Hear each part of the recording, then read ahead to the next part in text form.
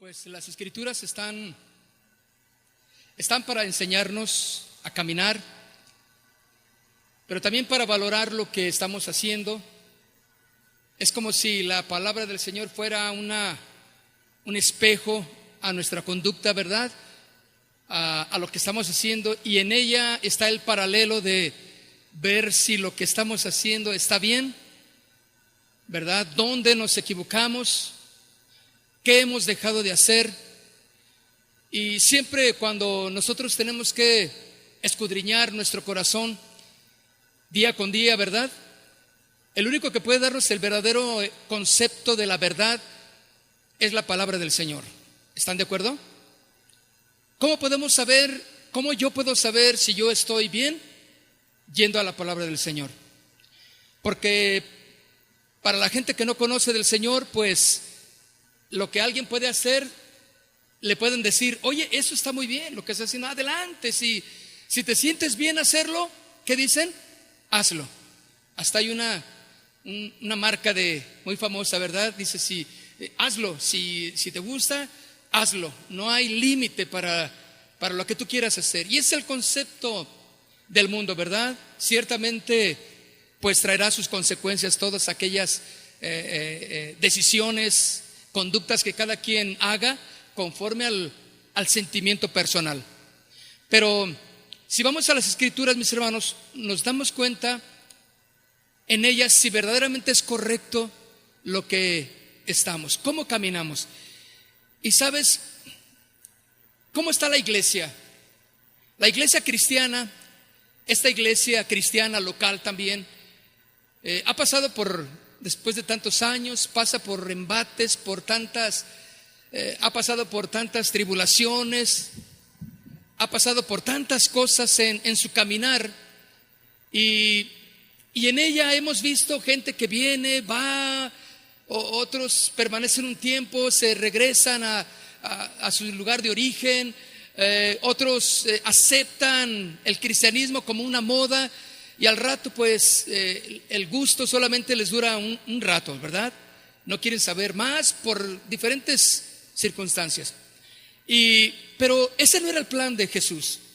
El plan de Jesús era totalmente distinto, ¿verdad?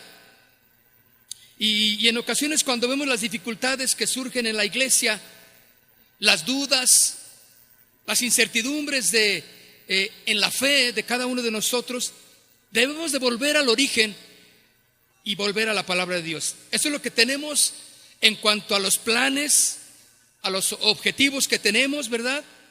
Como una comunidad cristiana. La pregunta que yo pudiera hacerle en esta noche es: ¿cómo ve que va caminando la iglesia Casa de Oración? Porque es la iglesia local, ¿verdad? La iglesia cristiana. ¿Cómo va caminando? ¿Cómo ve usted conforme a las escrituras que vamos caminando?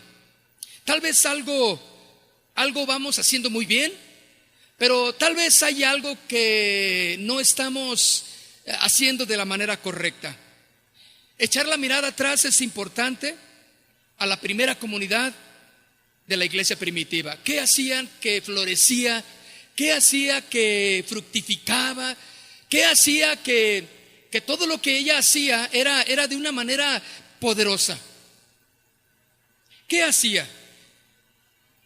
El Nuevo Testamento, entonces, en el Hechos de los Apóstoles, nos puede dar una idea principal de lo que eran los primeros cristianos, cómo comenzaron a proclamar el Evangelio, lo que hacían, y en ella nos muestra numerosos rasgos de lo que era la esencia de la iglesia cristiana, que debemos imitar, desde luego, ¿verdad?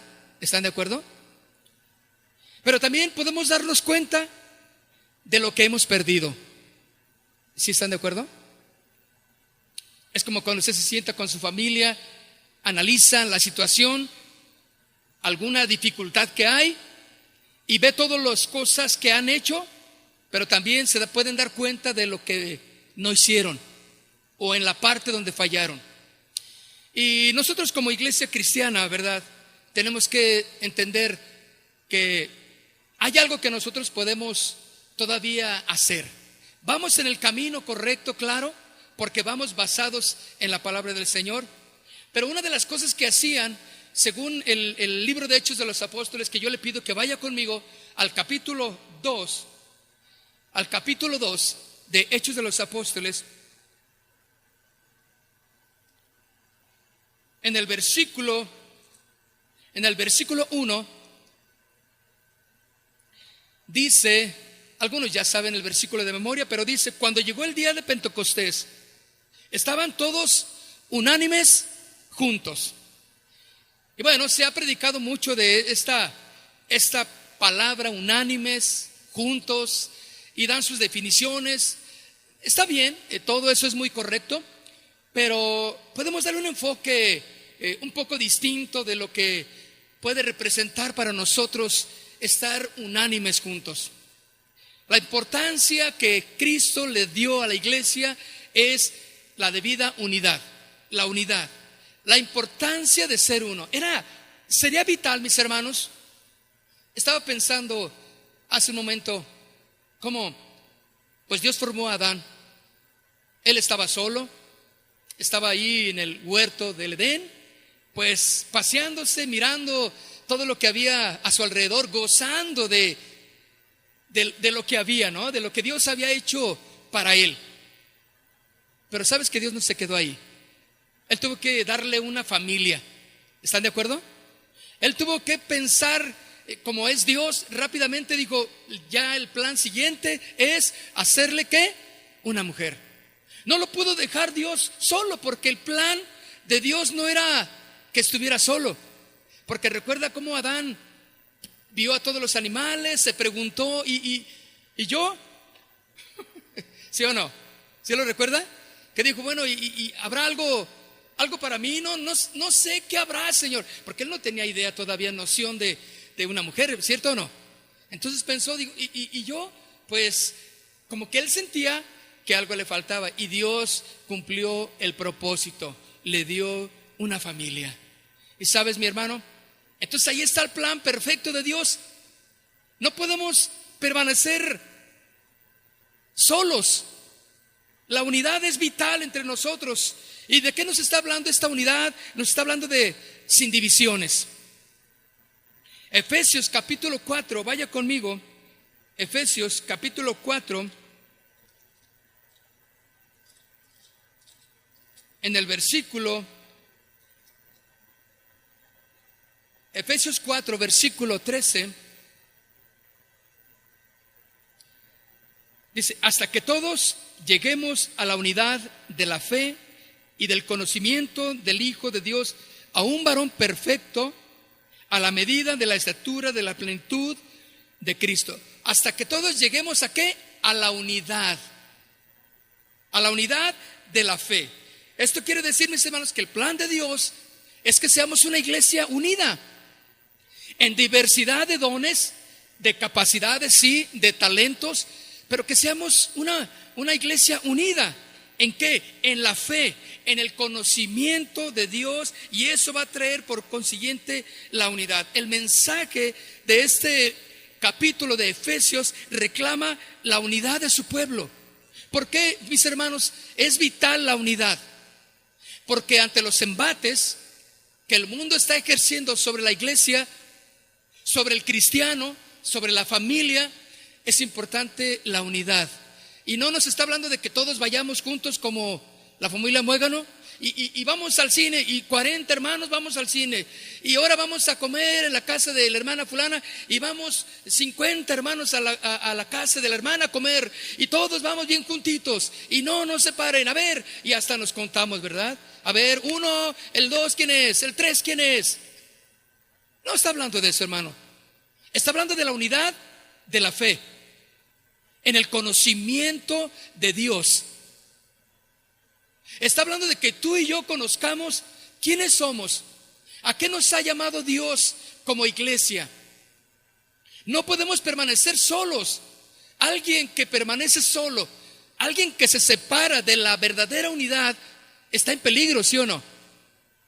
Y está en peligro y pone a los demás en peligro. El mensaje de Hechos de los Apóstoles, tanto como de este libro, en el capítulo 4 de Efesios, reclama la unidad de su iglesia.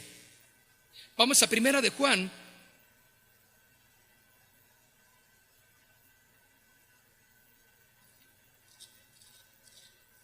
Primera de Juan, capítulo 1,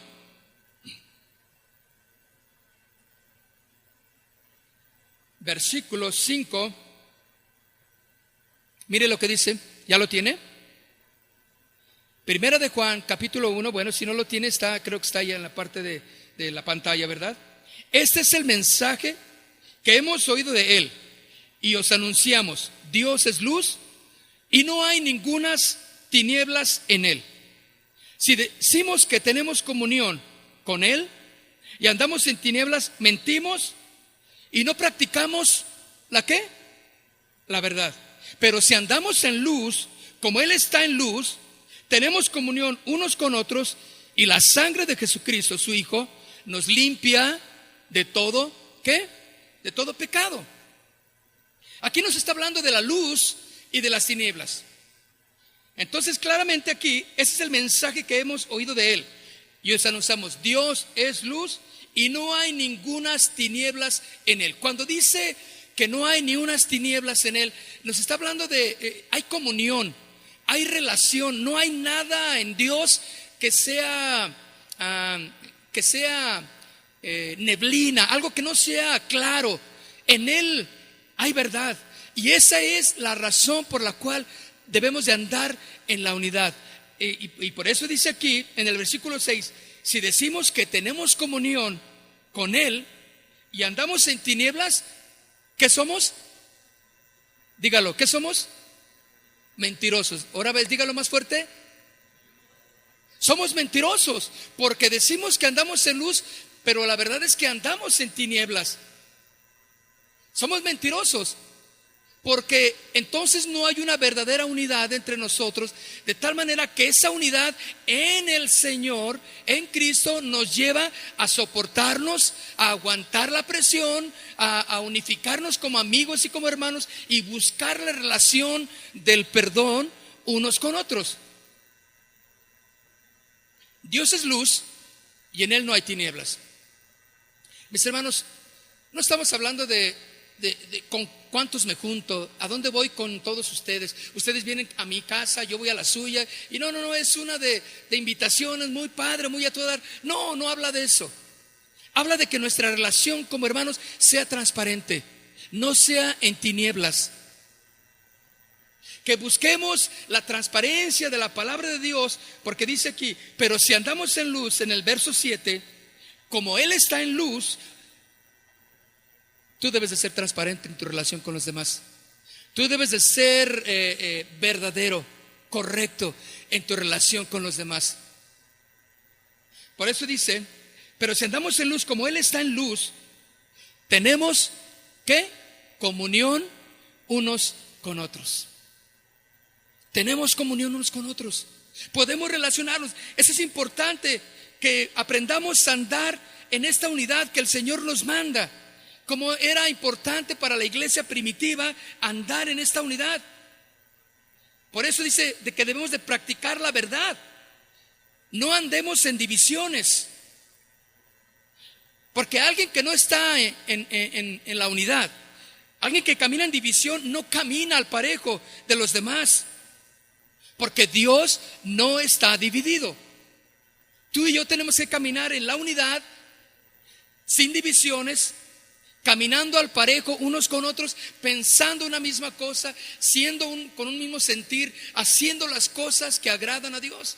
Hermanos, cuando venimos a la iglesia no es venir, sentarse y a ver qué. No, venimos para participar. Venimos para dar. ¿Están de acuerdo? Venimos para tener una relación de amigos. Venimos para estar en comunión. Hay gente que quiere llegar y quieren que le den, quiere recibir solamente y no está dispuesta a dar. La Biblia es clara, mis hermanos. Si andamos en luz como Él está en luz, tenemos ¿qué? Comunión unos con otros. Y la sangre de Jesucristo, su Hijo, nos limpia de todo pecado. Tenemos comunión, tenemos relación unos con otros. Mis hermanos, ¿Será importante que estemos unidos? ¿Será importante que nos consideremos como hermanos, como amigos? ¿Será importante que la unidad sea parte fundamental de nuestra relación? Todo lo que hacemos como iglesia va y lleva el punto principal de la unidad entre su iglesia, entre nosotros. Si hay algo que verdaderamente divide, es que está en tinieblas entonces. Y eso no es bueno para la iglesia. Juan, vaya conmigo al libro de Juan, capítulo 17, la oración de Jesús al Padre. Juan, capítulo 17, cuando Jesús ora por sus discípulos, 17:21, dice, para que todos sean, ¿qué? Uno, como tú, oh Padre, en mí y yo en ti. Que también ellos sean uno en nosotros, para que el mundo crea que me enviaste. Hermanos, ¿sabes qué es lo que hace la unidad? Nos protege. La unidad entre nosotros como hermanos, el considerarnos como hermanos en Cristo, como amigos, como parte del pueblo de Dios, nos protege de los ataques del enemigo. ¿Qué es lo que hace y que quiere hacer el devorador? Separarnos, ¿verdad? Dicen por ahí un versículo en el mundo: divide y ¿qué? Y vencerás. ¿Sí o no? Divide y vencerás. Es importante, mis hermanos, que entendamos que la oración que Cristo hizo al Padre lo llevó exactamente a considerar que la unidad era importante, que sean uno como tú y yo, oh Padre, somos uno, para que el mundo crea que tú me enviaste. La unidad entonces, mis hermanos, nos protege, nos ayuda a cuidarnos unos a otros y a no ser presa del adversario y de nosotros mismos. Aquellos que se levantan como dictadores, aquellos que se levantan como gentes que dirigen de una manera incorrecta multitudes, son gentes que son solitarios. Aparentemente tienen toda la gente a su alrededor, pero es gente que no sabe estar en unidad. Son ellos, nada más ellos y solamente ellos. Y ese es un peligro, porque Cristo no es lo que quiere para la iglesia, ¿cierto o no? La iglesia debe de estar unida. Eso es el plan de Cristo. Entonces, vayamos al libro de Efesios una vez más.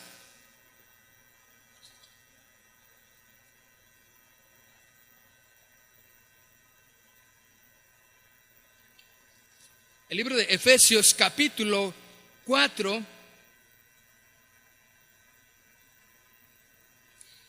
versículo 5. ¿Qué dice? ¿Qué debe de entender la iglesia entonces? Según este versículo 5, ¿qué dice? Un Señor, una fe, un bautismo, un Dios y Padre de todos, el cual es sobre todos y por todos y en todos. Un solo Dios, una fe, un bautismo. No hay más, hermanos. Si la iglesia aprende a mantenerse en la unidad, la parte fundamental tendrá que ser que hay un solo Dios, una sola fe, un bautismo, una sola iglesia. No hay muchas iglesias. Es una sola iglesia universal, la que el Señor ha rescatado, aquella que se basa en la palabra de Dios. Una fe. Cuando la iglesia comprende que hay un solo Dios, una fe y un bautismo, entonces empieza a mantenerse unida, porque creen en lo mismo. ¿Cuántas gentes encontramos que van a la iglesia, están en la iglesia y hay diferentes formas de pensar, diferentes doctrinas? Es que yo creo esto, yo no creo lo que dicen ahí arriba en el púlpito, pero bueno, pues que lo digan, pero yo creo esto, a mí yo siento que es esto. No hay unidad en el pensamiento. Por lo tanto, no es el plan de Dios ese. ¿Cómo va a creer el mundo que nosotros somos verdaderos cristianos si ni entre nosotros podemos entender lo que es la fe en Jesús, lo que es Jesucristo, lo que es el bautismo, lo que es la fe. Vayamos al libro de Hechos de los Apóstoles una vez más. Pero allí en el capítulo 4,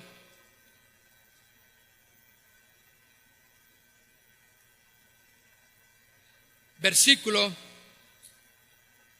32,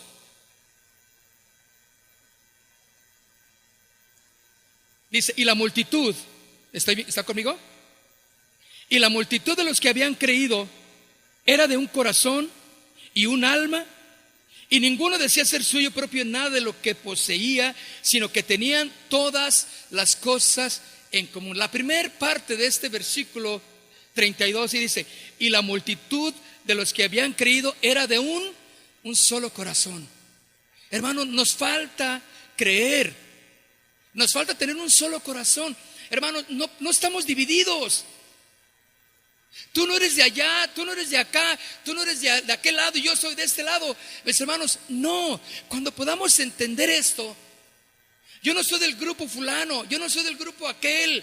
No, yo no porque yo tengo tantos años y tú tienes tantos en el evangelio y aquí. No. Eso no tiene que ser ningún plan de división. Cuando lo podamos entender y lo podemos entender verdaderamente, eso nos va a llevar a la verdadera unidad. Todo aquello que divide, mis hermanos, todo aquello que separa, no es de Dios. Y tenemos que trabajar en eso, ¿sí o no? O sea, no es fácil, ¿están de acuerdo? Es como aquel matrimonio dividido. ¿Cómo se va a mantener en unidad si uno piensa una cosa y otro piensa otra cosa y los hijos piensan otra cosa? No puede haber unidad, ¿están de acuerdo? Pero hay que trabajar para mantener la unidad. Es vital. En el mismo carácter del hombre, en el carácter propio de la esposa, guardando la personalidad de los hijos, pero debe de haber unidad. La unidad acepta la diversidad de dones y de capacidades de cada quien. Mis hermanos, ¿estamos divididos? ¿Estamos separados como si hubiera multitudes de dioses? ¿Varias formas de pensar? No. Según la palabra del Señor, es solamente una fe. El pastor nos enseñaba el sermón pasado de cómo eran los griegos con tantos dioses, ¿verdad? Uno para cada ocasión, para cada situación. Y la diferencia es que esos dioses simplemente eran con D minúscula.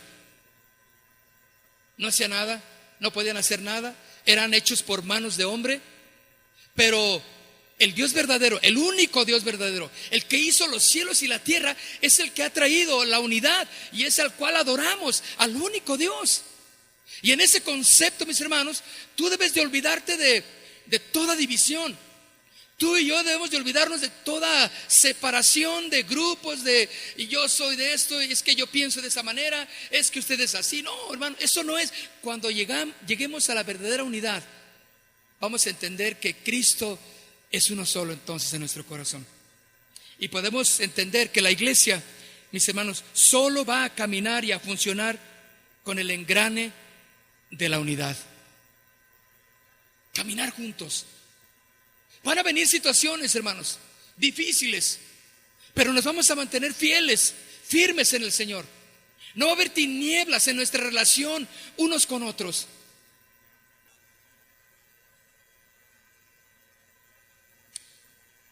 Otro punto importante para mantener el concepto de la verdadera iglesia como en la primitiva y podemos ver qué hemos perdido hoy en día, qué necesitamos hacer. Vamos a capítulo 2. En el capítulo 2 de Hechos de los Apóstoles, estamos ahí. En el versículo 3 dice: y se les aparecieron lenguas repartidas como de ¿qué? Como de fuego, asentándose sobre cada uno de ellos, y fueron todos llenos del Espíritu, Santo, y comenzaron a hablar en otras lenguas según el Espíritu les daba que hablasen. Y fueron todos llenos del Espíritu Santo, lenguas como de fuego, bautizados en el poder de Dios. La unidad era parte esencial, parte vital, pero también ellos fueron llenos del fuego, del Espíritu Santo. Se posó sobre ellos, sobre cada uno de ellos. Ni uno quedó fuera de la llenura del Espíritu Santo. ¿Qué hace el Espíritu Santo en nosotros? Nos guía, nos conforta, nos guía a la verdad. El Espíritu Santo intercede por nosotros. Todos quedaron llenos del Espíritu Santo y comenzaron a hablar en otras lenguas según el Espíritu Santo les daba que hablasen, ¿verdad? Dice Deuteronomios capítulo 4, versículo 24: porque Jehová tu Dios es fuego consumidor. Si algo es la característica principal de nuestro Dios, es que Él es fuego. ¿Qué hace el fuego, mis hermanos? Quema, ¿no? Tú no puedes tocar el fuego simplemente así nomás. El fuego quema, el fuego transforma, el fuego pone en ebullición lo que está débil. El fuego purifica. Hemos permitido que nos olvidemos de ese fuego poderoso del Espíritu Santo en nosotros, y no hemos permitido que el fuego de Dios siga encendido en nuestro corazón. Porque si Dios es fuego consumidor, dime dónde están o dónde estamos los cristianos ardientes en el fuego de Dios. Ay, hermanos, si con una flojera que venimos, con unas ganas que salimos a trabajar, con unos deseos que tenemos de ir a visitar a un hermano, que decimos, no, mejor que vaya a alguien más, yo no voy, porque inventamos algo. ¿Con qué fuego vamos a orar en nuestra oración personal? Claro, sí le damos gracias a Dios por los alimentos, ¿no? Y esa ya fue la gran oración personal. En la noche, pues, para que no nos dé un paro cardíaco ahí mientras dormimos, pues le oramos a Dios también antes, ¿no? Señor, pues si me vas a llevar, ahí te encargo, Señor, por si. Esa es nuestra gran oración. Ese es el gran fuego que hay en nuestro corazón. Hasta ahí llega. Dice que todos fueron llenos del Espíritu Santo. Vino como ellos, como un fuego que se posó sobre de ellos. O sea, la gente veía literalmente fuego en sus vidas, poder de Dios en sus vidas. Algo que ha carecido la iglesia hoy en día y que ha permitido que se fugue de sus manos es el fuego de Dios, mis hermanos. Pero sí somos buenos para pedirle que nos bendiga al Señor, ¿verdad? Que nos dé. Dame, Señor, quiero. Pero cuando no hay fuego, hay un canto que entonamos, ¿no? ¿Cómo pedimos que nos bendigas si vivimos lejos de ti, Señor? Y el coro dice, pon tu fuego en mí, ¿sí o no? Purifícame en tu altar. Ahí tenemos que ir al altar para ser quemados por el fuego de Dios, transformados, hermano. Porque Jehová, tu Dios es fuego consumidor, dice Deuteronomio 4:24. Entonces, mis queridos amigos, si tenemos una iglesia fría, en un mundo frío, claro, porque los congregantes de la iglesia son fríos. ¿Es el resultado? Los cristianos no solamente hablamos de Dios, tenemos que experimentar a Dios en nuestras vidas a diario. ¿Tú hablas de Dios, sí o no? En tu casa dices, gloria a Dios. O por ahí dices, ay, Señor, gracias porque me ayudaste. Ay, Señor, esto, ay, amén. Y no sé, algo pasa por ahí, aunque no estás en la iglesia, estás en tu trabajo diario y algo sale ahí reluciendo que eres pues un cristiano. Pero no es solamente hablar de Dios, es experimentarlo en nuestro corazón a diario. Eso es lo que hace que la iglesia verdaderamente sea diferente de cualquier otra organización del planeta. Tenemos al Espíritu Santo como fuego consumidor en nuestras vidas, en nuestro matrimonio. Hermanos, nuestros gobiernos no tienen el Espíritu Santo. Con las limitaciones que tienen no pueden hacer gran cosa. Las organizaciones no tienen al Espíritu Santo. Ninguna otra organización tiene el poder de Dios en ellas. Dios prometió que su Espíritu Santo ayudaría a la iglesia cuando la iglesia se llena del poder de Dios. Ahí mismo, de Hechos, pero el capítulo 1, en el verso 8, ¿qué dice? Pero recibiréis, ¿qué? Hermanos, no está hablando de, pero recibiréis, ¿qué? Poder. Alguien puede estar pensando, no, pues ¿qué poder para ir y sanar?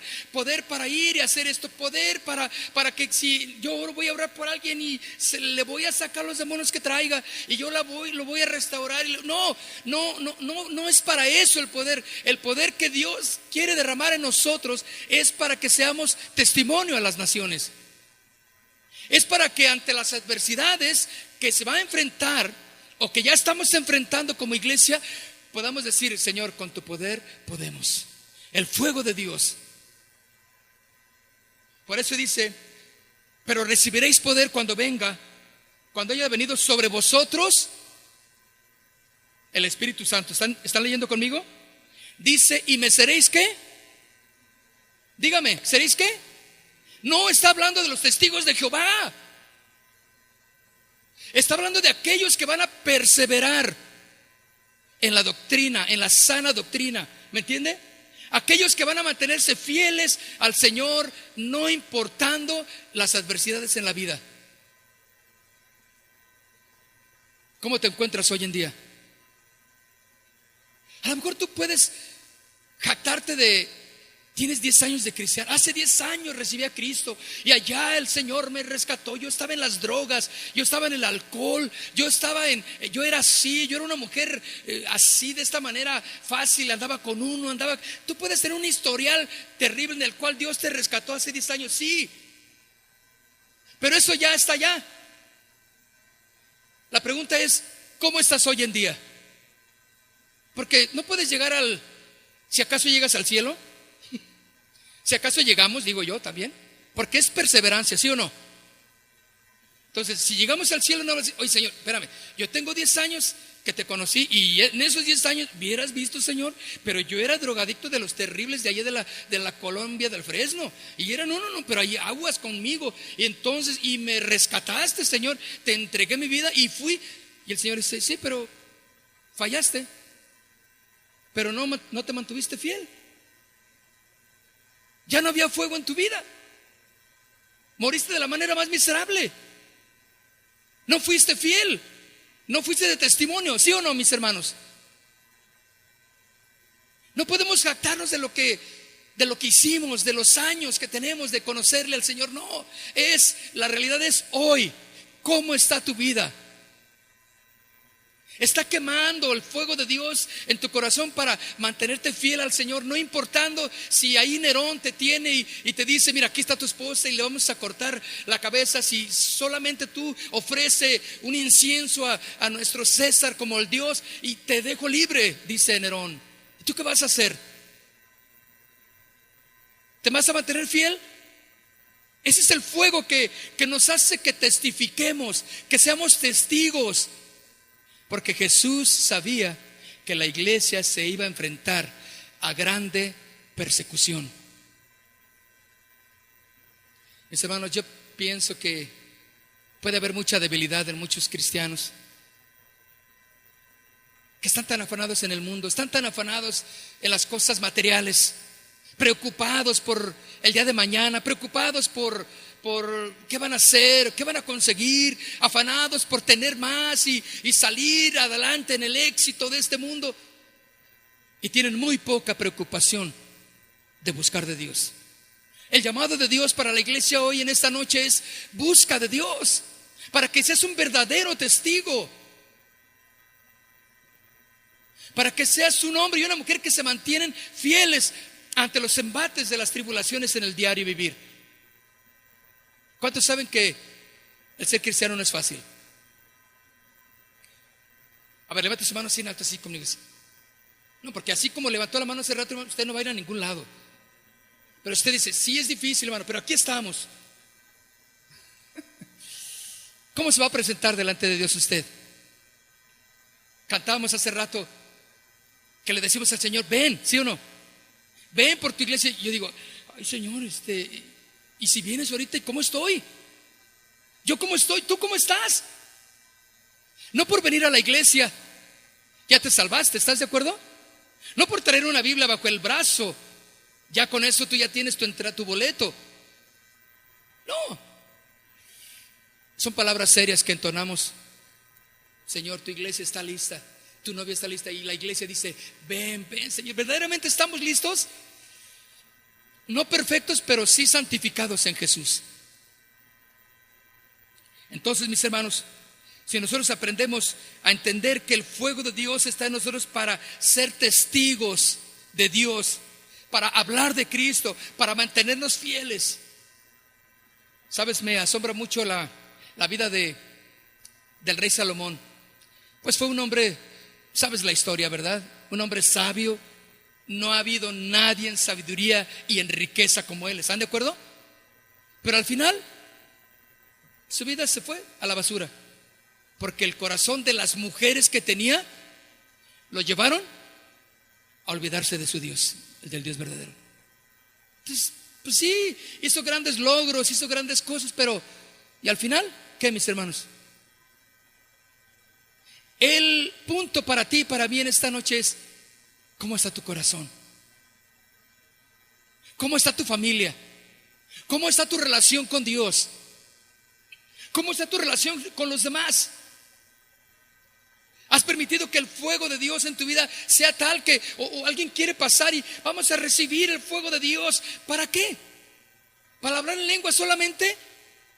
No, es para que seamos testigos del poder de Dios en nuestras vidas. Amén. Para que tú salgas, cuando tú vayas allá y te enfrentes a las adversidades en tu trabajo, en tu escuela, en las enfermedades con alguno de tus hijos, y tú digas, Señor, ¿qué voy a hacer?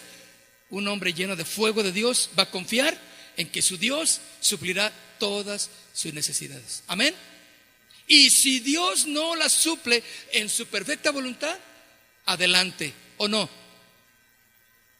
¿Están de acuerdo alguien conmigo? Dios ha estado haciendo grandes cosas entre nosotros como iglesia. Y hemos visto, cuando hemos pasado aquí al frente, se ha orado y hemos visto milagros poderosos que en un momento dado el pastor Toño va a mencionar para dar testimonio de aquellos que han recibido la sanidad. Sé que hay muchos que lo han recibido, pero también hay muchos que no lo han recibido. Pues a todos los que no han recibido, sigan manteniéndose fieles al Señor. Testigos fieles de Dios, aún a costa de sus propias vidas. Vaya conmigo al libro de Apocalipsis en el capítulo 6. Apocalipsis capítulo 6, en el versículo 9. ¿Ya lo tiene? Cuando abrió, ¿está bien conmigo? 6:9. Cuando abrió el quinto sello, vi bajo el altar las almas de los que habían sido muertos por causa ¿de qué? Por causa de la palabra de Dios y por el testimonio que dieron. Hermanos, aquí está el sacrificio de los testigos del Señor. Cuando abrió el quinto sello, vi bajo el altar las almas de aquellos que dieron su vida por testificar de Jesús, por guardar su fe, por guardar la unidad, por creer a Jesús como el único Rey y Salvador de sus vidas. Allí estaban todos los que habían sido muertos por causa de la palabra, por haber creído. Hermanos, llegará el momento en que nos van a decir, ¿a poco tú eres de los que creen todavía en la Biblia? Y te vamos a meter a la cárcel y te vamos a torturar, te vamos a desaparecer. Pero si tú niegas tu Biblia y si tú niegas a ese Jesús al que tú crees, no hay problema, te dejamos ir, puedes caminar libremente. ¿Qué vas a hacer? Cuando se abrió el quinto sello, vi bajo el altar bajo la presencia de Dios. Las almas de los que habían sido muertos por causa de la palabra y el testimonio. Hermanos, el testimonio que muchos de nosotros tenemos es un testimonio terrible. Terrible. La forma en que hablamos, la forma en que somos de carácter, la forma en que hacemos las cosas es terrible. No somos testimonio para el Señor. Tenemos que enmendar. Parte de lo que la iglesia era es que tenía esa frescura para testificar de su fe en Jesús. Y la gente, los romanos, los griegos con los que se enfrentaban, les decían de Jesús y ellos testificaban de lo que eran, de su fe en Jesús. Somos combustibles, hermanos, para ser encendidos por el fuego de Dios. ¿Cuántos quieren ser ese combustible? Señor, enciéndeme con el fuego de tu presencia. ¿Ofrecemos como iglesia una verdad que transforma? Porque esa era parte de lo que la iglesia primitiva mostraba, la verdad que transforma. No ofrecían una psicología, no ofrecían un tratado de puntos principales para mejorar tu vida, ni un moralismo cómodo, ni una espiritualidad agradable, no. Ofrecían la verdad del evangelio. ¿La crees? Vas a sufrir con nosotros, pero aquí vamos a caminar. Dios ha prometido que Él estaría con nosotros. Vamos a entender que el evangelio tiene el poder de cambiar las vidas. Hermanos, el evangelio tiene el poder de cambiar las vidas. ¿Te ha cambiado tu corazón? Todo lo que hacemos es parte de lo que Jesús ha hecho en nosotros. ¿Verdaderamente nos ha cambiado el evangelio? No hay otro mensaje que transforme las vidas. Cuando la verdad de Dios entra en nosotros, es cuando nos transforma. Llega la palabra, entra y penetra en nuestro corazón, nos transforma, nos cambia completamente y vivimos en esa vida transformada. Ahí mismo, Hechos capítulo 2, igualmente, pero en el versículo 14,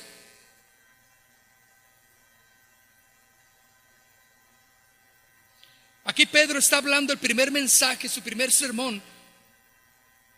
Dice, entonces Pedro, el versículo 14, ¿lo tiene? De capítulo 2. Entonces Pedro, poniéndose en pie con los 11, alzó la voz y les habló diciendo, varones judíos y todos los que habitáis en Jerusalén, esto os sea notorio y oíd mis palabras. Y empieza el sermón de Pedro, citando a Joel en el Antiguo Testamento y afirmando que la iglesia primitiva se dedicó a la enseñanza apostólica, a la enseñanza de los apóstoles. No citó otra cosa, no habló más que lo que Jesús había hecho y lo que las escrituras hablaban de Jesús. Porque los romanos, tanto como los griegos, todos aquellos que estaban escuchando el mensaje de Pedro necesitaban ser confrontados con la verdad del evangelio. Ellos habían escuchado tantas cosas, tantas filosofías, tantos pensamientos que se han levantado hoy en día, pero solamente un pensamiento es el que puede cambiar. Una semilla que el Señor pone en el corazón a través de su palabra es suficiente para cambiar el corazón. ¿Qué es lo que cambió tu vida? La palabra de Dios. Nos confrontamos con la verdad del evangelio, ¿sí o no? ¿Qué eras antes de conocer? ¿Cuál era tu pensamiento? A lo mejor eras comunista, a lo mejor eras brujo, a lo mejor pensabas que las religiones no sirven, pensaste tantas cosas, pero cuando fuiste guiado a creer en el evangelio, no tuviste más que rendirte a la palabra del Señor y el Señor transformó tu vida, ¿sí o no? Y ahora estás aquí, creyendo en el evangelio, porque la verdad es la única que transforma nuestra vida y la palabra de Dios es la verdad. Y era lo que hacían ellos para ser confrontados con ella. Vaya conmigo al libro de Romanos. El libro de Romanos, capítulo 1, versículo 16. ¿Lo tiene? Romanos capítulo 1, versículo 16 dice: porque no me avergüenzo. ¿De quién? Del evangelio, porque es poder de Dios. Poder aquí significa dinamita, hermano. Dinamita. ¿Te imaginas la explosión de poder que hay en el evangelio? Porque es poder de Dios para salvación a todo aquel que cree, al judío primeramente y también al griego. Dice: porque no me avergüenzo de haber creído en Jesús, no me avergüenzo del evangelio. Este es el poder que radicaba en la iglesia primitiva. Hablaban del evangelio con veracidad, hablaban de la palabra de Dios sin miramientos. Es lo que necesitaba la gente, sin disfraz. Hoy, cuando hablamos de alguien, le hablamos de alguien de Jesús, pues le disfrazamos, ¿verdad? No le hablamos tan directo. No vaya a ser que pues se vaya a ofender. No vaya a ser que el patrón, si le hablo de Jesús, de Jesucristo, no, me va a correr. Tenemos miedo a presentar el evangelio, la verdad de la palabra de Dios. Cuando te preguntan si tú eres un cristiano, ¿qué les dices? ¿Tú eres un cristiano? ¿Les dices que eres un cristiano? ¿O te avergüenza? ¿Te avergüenza traer una Biblia? Traer tu Biblia, mejor la traes en el celular y bueno, está bien, nos hemos modernizado, no hay problema. Pero a lo mejor puede ser algo de vergüenza, algo de, oh, es que no quiero que me vean en la calle, es que esto. ¿Qué es? ¿Qué es, hermano? ¿Nos avergonzamos de ser cristianos?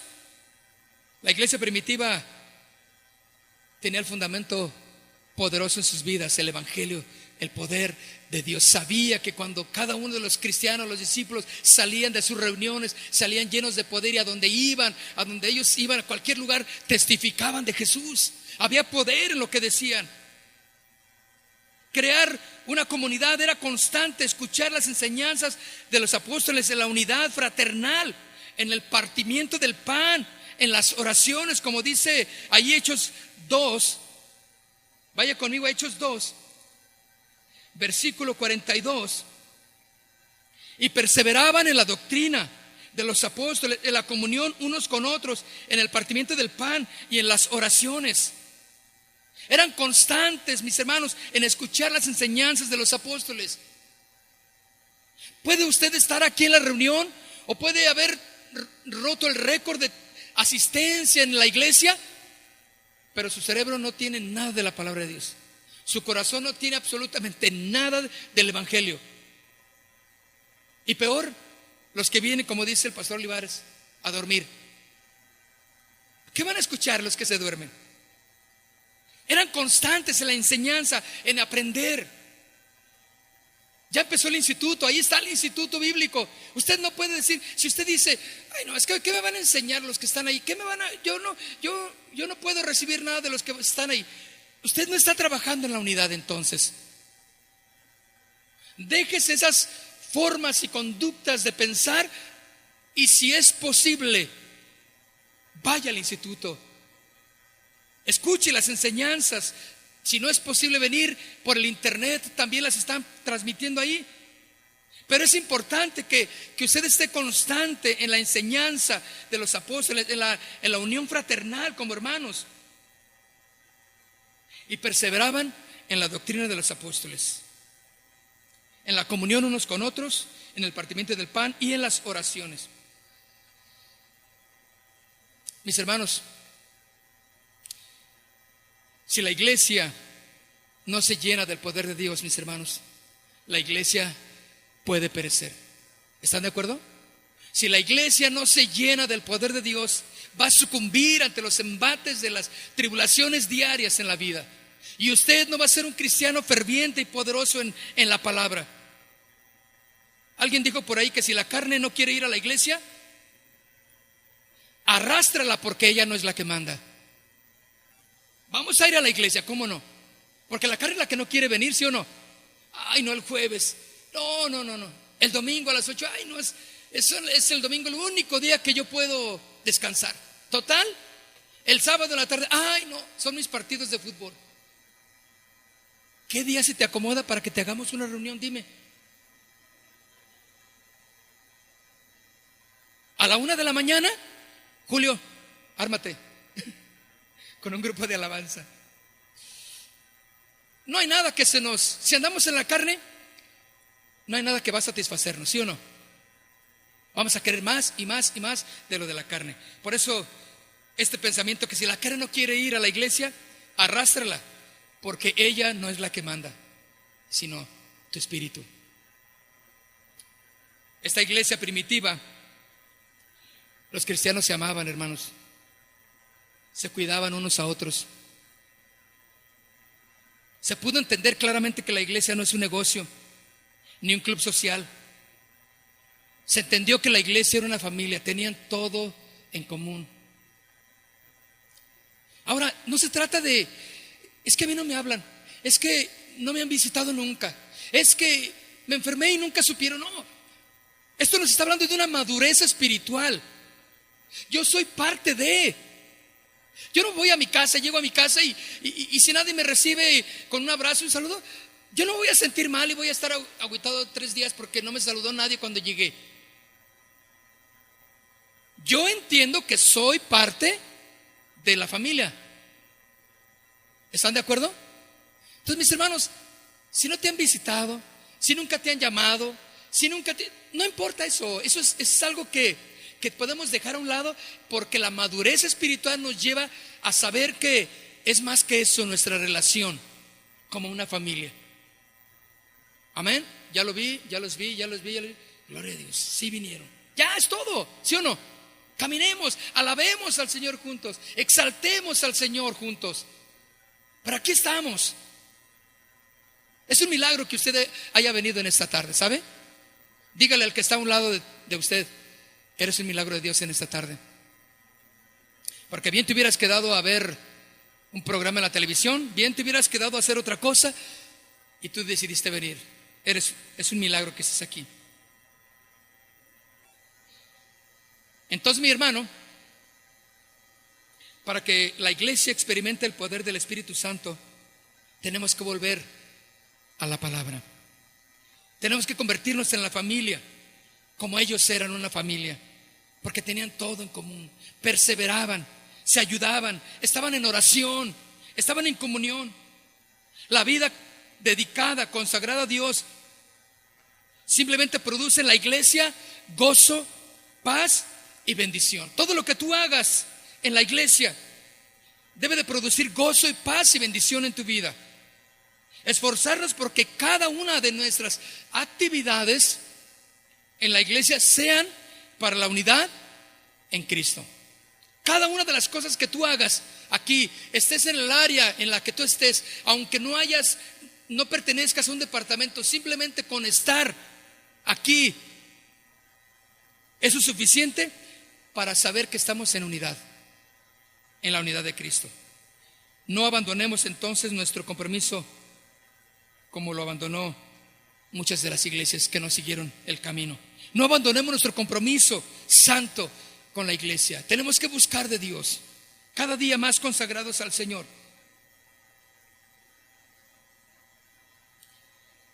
Allí en el versículo 47 de Hechos capítulo 2, dice aquí, ¿qué hacían? Las primeras palabras que aparecen ahí en el versículo 47, alabando a Dios. Hermanos, parte fundamental y vital es tu alabanza a Dios. Tú tienes que ser participativo en tu alabanza a Dios, porque eso va a traer edificación a tu vida, eso va a traer bendición a tu vida, gozo a tu corazón. Dice aquí que en el 47, alabando a Dios y teniendo favor con todo el pueblo, y el Señor añadía cada día a la iglesia los que habían de ser salvos. Cuando la iglesia verdaderamente muestra las características de la iglesia primitiva, el crecimiento es automático, pero también auténtico. Crecemos en esa autenticidad de la palabra, porque la gente puede ver que aunque somos diferentes, pero hay algo que quisieran tener como lo tenemos nosotros. Porque alabas a Dios, porque cantas, porque exaltas al Señor, porque glorificas a tu Dios. Porque les gusta a la gente que no conoce al Señor, les gusta lo que haces. Veían el amor que se tenían unos con otros, y los milagros que ocurrían delante de ellos les daba alegría, el gozo. La iglesia debe de crecer en esta experiencia de adorar y de alabar a Dios. Nuestra expresión de alabanza, nuestra música, todo debe de estar a la par de ese Dios al cual estamos sirviendo. La música expresa la grandeza de nuestro Dios. Alabando a Dios con todo el pueblo y teniendo favor con ellos, y el Señor añadía a todos los que habían de ser salvos. Vaya conmigo otra vez más al capítulo 2, entonces.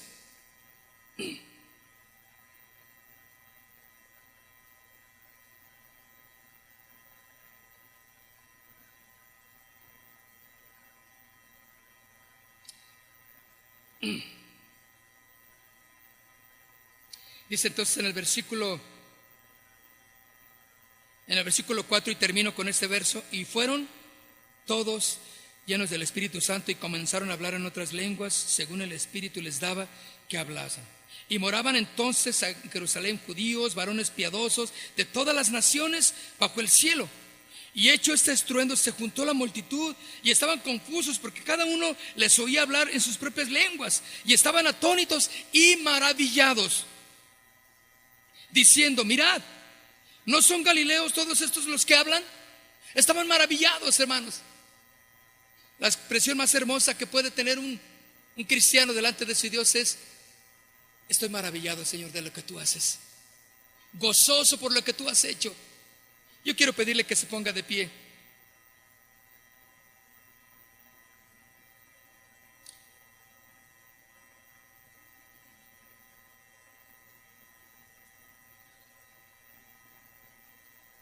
Cierre sus ojos, yo le voy a pedir que cierre sus ojos.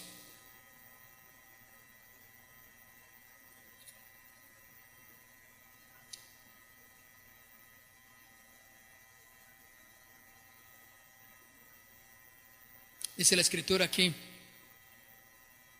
y sobrevino temor a toda persona, y muchas maravillas y señales eran hechas por los apóstoles. Muchas maravillas y señales eran hechas por los apóstoles.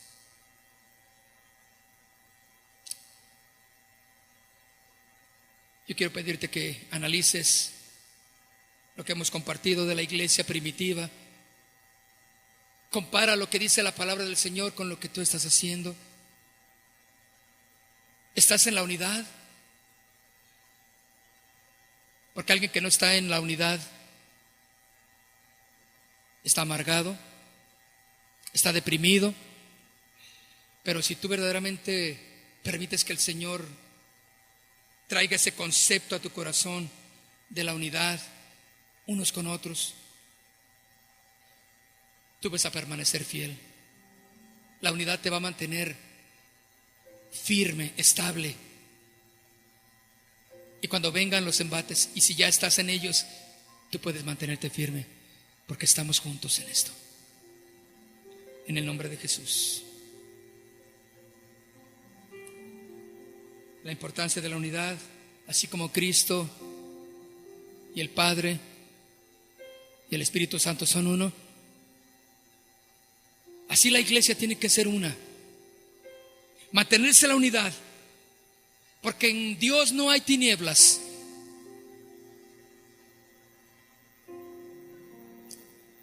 Vamos a caminar en esta unidad. Dile: Señor, ayúdame. Levanta tus manos y dile: Señor,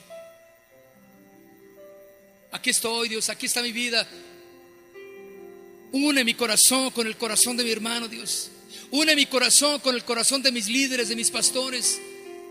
Úneme con el corazón de la congregación, y que podamos ser uno, Señor. Que cuando yo esté en casa, yo sepa que hay muchos que te proclaman como Jesús en sus corazones también, y que no estamos solos, que estamos en la unidad. Así es como va a funcionar la iglesia en la unidad, llenos del Espíritu Santo, llenos del fuego de Dios, para caminar en ese poder de Dios, para mantenernos firmes, fieles en el fuego de Dios, ardientes en la comunión unos con otros, y que toda división vaya siendo separada de nosotros y nos mantengamos en la unidad. Que toda división vaya siendo sanada en nuestros corazones.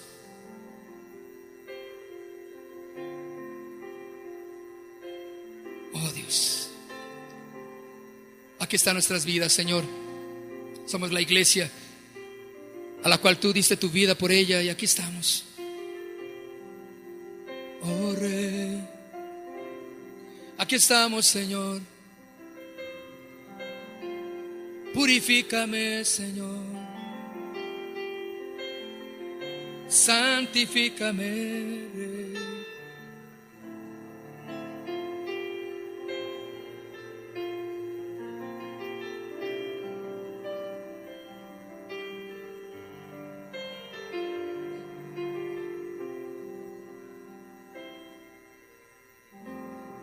Buscarte a ti con todo mi corazón, según tu ordenanza y no en mi razonamiento. Dile otra vez. Quiero buscarte a ti con todo mi corazón, según tu ordenanza y no en mi razonamiento. Purifícame,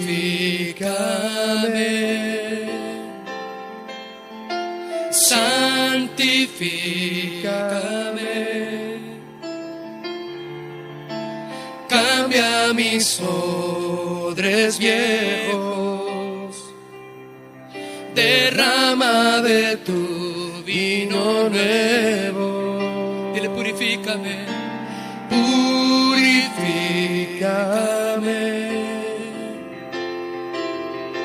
santifícame, derriba mis argumentos que se levantan contra tu voluntad.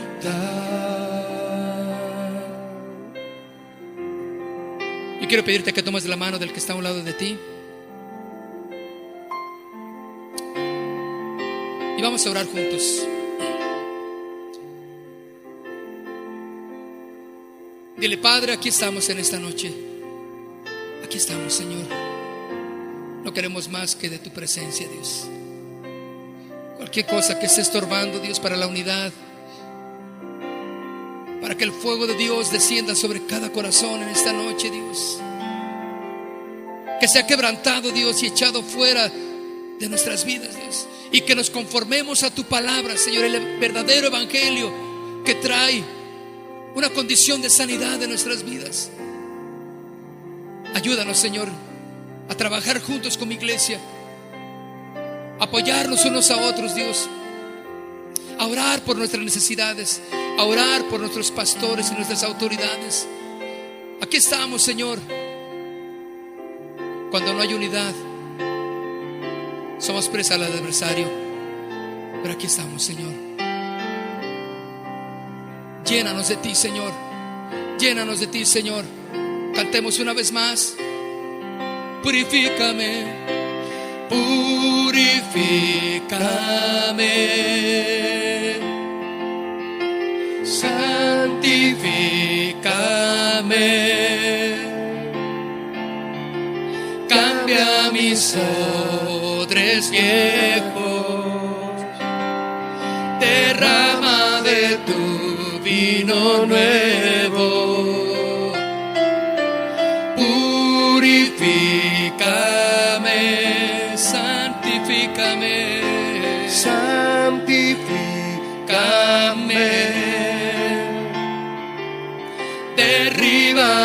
mis argumentos